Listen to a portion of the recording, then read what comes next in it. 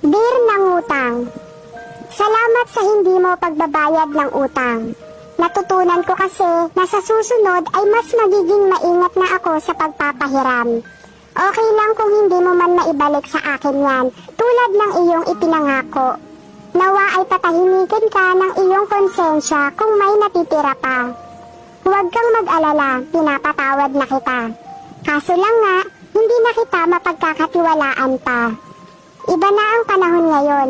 Ang nangutang na ang magdidesisyon kung kailan magbabayad. At ang nagpautang na ang mag-a-adjust. Baliktad na rin talaga ang mundo ngayon.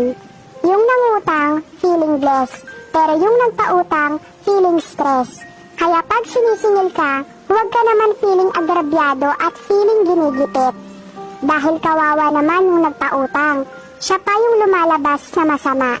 Kaya tandaan mo, hindi naman masama ang mangutang. Basta babayaran natin ito on time. Isipin din natin ang kalagayan ng taong nagpautang.